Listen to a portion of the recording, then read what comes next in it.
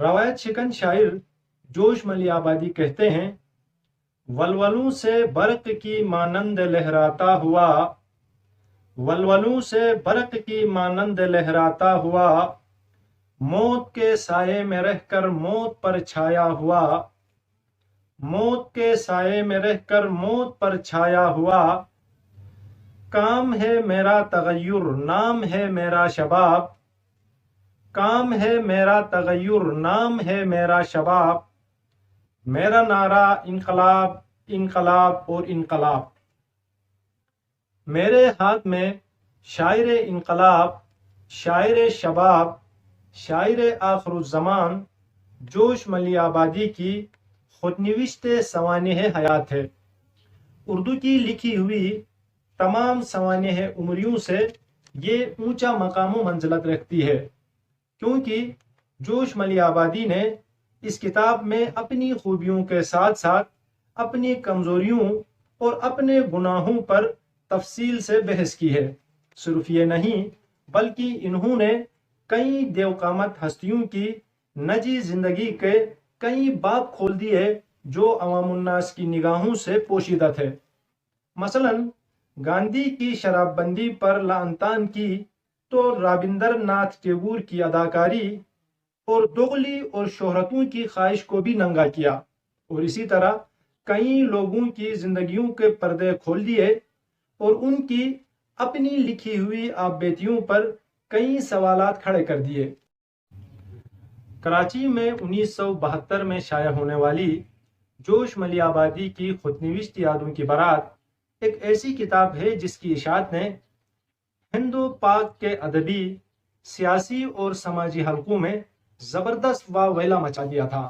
دراصل جوش کی طبیعت میں اجتماع ضدین تھا، اس لیے وہ کہیں بھی ٹک کر نہیں رہ سکے۔ نظام حیدرآباد کے دارالترجمے میں تھے تو نظام کے خلاف ہی نظم لکھ دی اور وہاں سے نکالا گیا۔ بعد میں بھارت سرکار کے رسالے آج کل کے مدیر ہوئے، لیکن 1955 میں پاکستان ہجرت کر گئے۔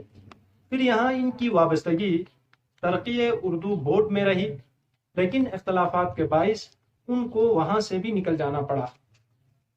لیکن اس بات سے انکار نہیں کیا جا سکتا کہ جوش ایک عظیم شاعر تھے اور وہیں صاحب طرز نثر نگار بھی تھے۔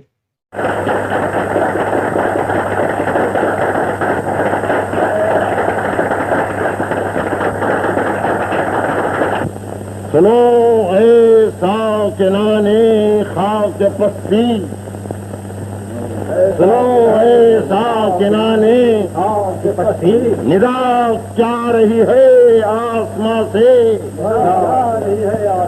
کہ آزادی کا ایک لمحہ ہے بہتر غلامی کی حیات جاویدان۔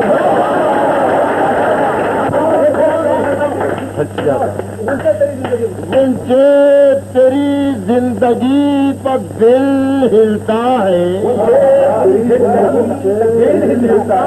گنچے تیری زندگی پر دل ہلتا ہے، بس ایک تبسم کے لیے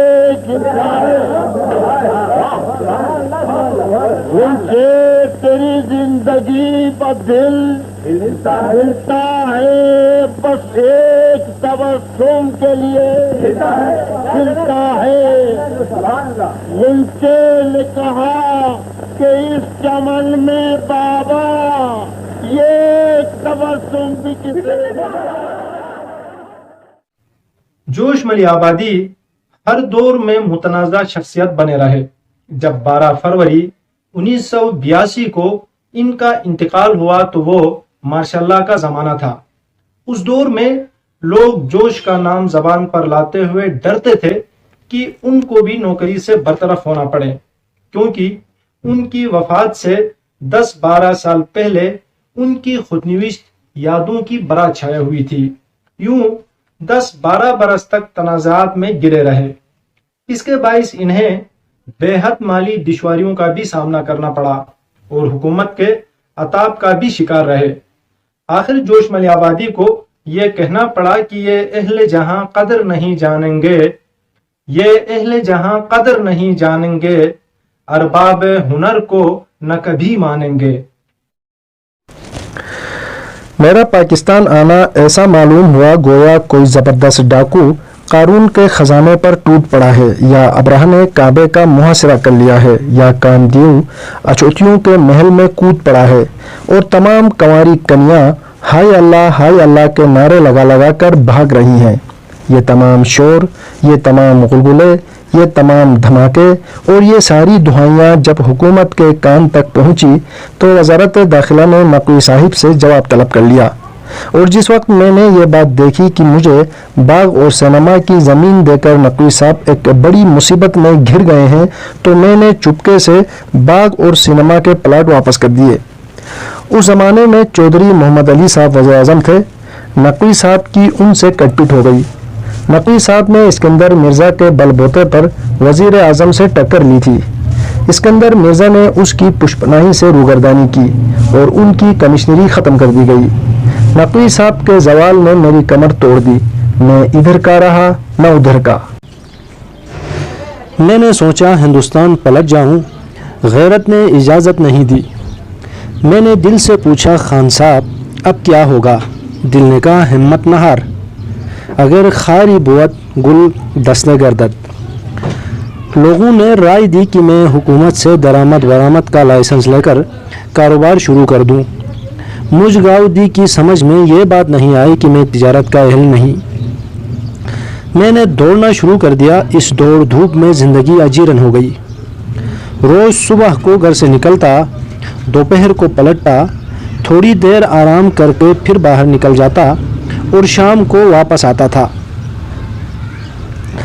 اس دوڑ دھوپ میں خدا کے فضل و کرم سے کچھ ہاتھ تو آیا نہیں، البتہ ڈائریکٹروں، سیکریٹریوں اور وزیروں کے ایسے دو کوڑیوں کے نخرے، ایسے اوچھے ٹھسے اور اس قدر غیر شریفانہ گڑا میرپن دیکھیں کہ آدمی کا وقار نظروں سے گر گیا، اور یہ فیصلہ کرنا پڑا کہ اس قوم میں کسی صاحب قلم کی کوئی گنجائش نہیں ہے، اور ہر ادیب و شاعر کو چاہیے کہ وہ خودکشی فرما لے۔